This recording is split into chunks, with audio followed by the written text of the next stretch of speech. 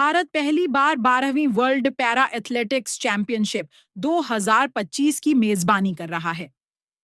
27 सितंबर से 5 अक्टूबर तक नई दिल्ली में होने वाली इस ऐतिहासिक चैंपियनशिप में 20 से अधिक देशों के 1000 से ज्यादा पैरा एथलीट 186 इवेंट्स में हिस्सा लेंगे।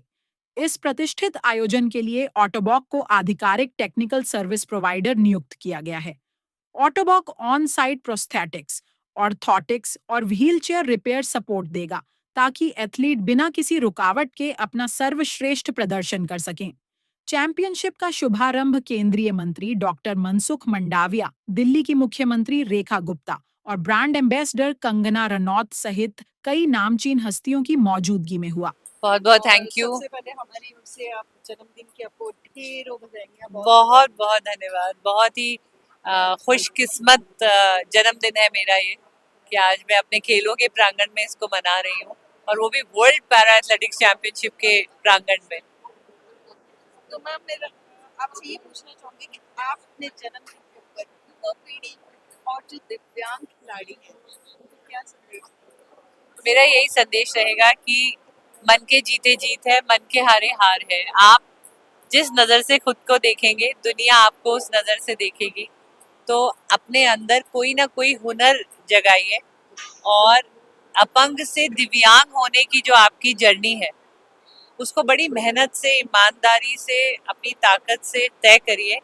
क्योंकि आप कोई भी इंसान अगर अपनी सोच को पॉजिटिव रखेगा और किसी ना किसी हुनर और सपने को लेकर चलेगा तो वो साकार जरूर होंगे। सिर्फ रंग मेहनत के भरने पड़ेंगे। आपके लिए एबिलिटी बियॉन्ड डिसेबिलिटी का क्या है? मेरे लिए एबिलिटी बियॉन्ड डिसेबिलिटी का अर्थ ये है कि जो भी आपकी सक्षम शक्ति है आप उसको पहचानिए, आप उसको सेलिब्रेट करिए। क्योंकि जीवन ही एकमात्र वो त्योहार है जिसे आप रोज मना सकते हैं। अगर आपके अंदर कोई अंग भंग हुआ है या कोई आपको शारीरिक कष्ट हुआ है जीवन में, चाहे वो जन्म से हुआ या बाद में एक्सीडेंट की वजह से हुआ, बीमारी के चलते हुआ, तो हमेशा याद रखिए कि वो आपकी चॉइस नहीं थी। और जो चीज़ आपने मांग कर नहीं ली है उसके लिए आपको ग्लानि महसूस नहीं होनी चाहिए, गिल्टी महसूस नहीं होना चाहिए। क्योंकि आपको इतनी हिम्मत से उस चीज़ को अपनाते हुए उससे उभर कर, जैसे मैं चल नहीं सकती हूँ, मेरे केवल 2 हाथ काम करते थे, तो मैंने हाथों से खेलना सीखा, मैंने हाथों से अपने नए शरीर को संभालना सीखा, और फिर उन्हीं हाथों से अपने तिरंगे को ऊंचा किया। तो कोई भी इंसान, मैंने तो 40 साल की उम्र में खेलना शुरू किया। 2010 में मैं कॉमनवेल्थ खेलों में इसी प्रांगण में, इसी जवाहरलाल नेहरू शहरी में आई थी, और यहाँ से फिर मैं खेली थी।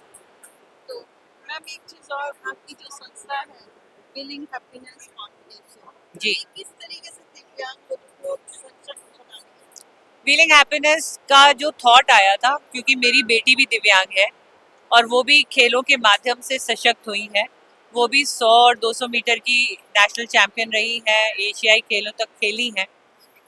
और जब हम माँ बेटी दोनों अपनी अपनी दिव्यांगता से जूझ रही थी, एक्चुअली दिव्यांग शब्द तो आदरणीय नरेंद्र मोदी जी ने हमें अभी दिया, लेकिन जब हम इस बीमारी से निकल रहे थे, मेरी बेटी का एक्सीडेंट हुआ, वो लकवाग्रस्त हुई, मैं ट्यूमर की वजह से लकवाग्रस्त हुई, तो हमारे को अपंग कहा जाता था और बड़ी नकारात्मक सोच मिलती थी।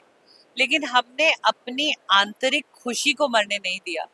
और मेरी बेटी हमेशा ये कहती थी कि कुछ तो हमने सही किया, हमने अपने अंदर खुशियों के स्रोत को ढूंढा, चाहे वो आउटडोर एक्टिविटीज थी, वो स्पोर्ट्स थे, एजुकेशन था, एक डिसेबिलिटी के क्षेत्र में काम करके अपने अन्य डिसेबल व्यक्तियों को भी एक एम्पावरमेंट देने की एक पहल थी। तो वो खुशियों के स्रोत, तो हम एक खुशी शब्द को दिव्यांगता के साथ जोड़ना चाह रहे थे, ताकि उसके ऊपर लगा एक जो धब्बा, एक टैबू हट जाए। और इसके माध्यम से हम कोशिश करते हैं सशक्त करने की दिव्यांग व्यक्तियों को, चाहे असिस्टिव एड्स हो, चाहे व्हीलचेयर हो, चाहे उनको गाइडेंस हो, चाहे उनकी केयर गिविंग काउंसलिंग हो, रिहैबिलिटेशन हो, जो बन पड़ता है अपने सामर्थ्य से, उसमें हम इस डिसेबिलिटी क्षेत्र में काम करते हैं। खिलाड़ियों की भी मदद कर रहे हैं, और सबसे बड़ा काम जो अभी हमने हाल ही में शुरू किया है, पैरा कबड्डी, जो अपने मिट्टी का खेल है, उसको भी अब व्हीलिंग हैप्पीनेस के द्वारा एक दिशा दी जा रही है।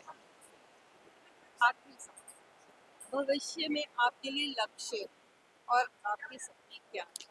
भविष्य में मेरा सपना यही है कि हर दिव्यांग व्यक्ति को इतने अवसर मिले भारत में कि वो आत्मनिर्भर हो, सशक्त हो और स्वस्थ और खुश रहे। तो एक ऐसा भारत मैं देखना चाहती हूँ जो सुगम्य भारत हो, जिसकी सोच भी सुगम्य हो, जिसमें ढेर सारे दिव्यांग लोगों के लिए अवसर हो, चाहे खेल हो, चाहे जॉब्स हो, चाहे एजुकेशन हो। साथ ही एक और चीज़ मैं देखना चाहती हूँ कि एक हमारी विनती है कि जो असिस्टिव एड्स हमें मिलते हैं, जैसे आज हम इधर ऑटोबॉक के प्रांगण में बैठे हैं, इनकी इनकी एक कीमत होती है, ये एक्सपेंसिव होते हैं, थोड़े से महंगे होते हैं।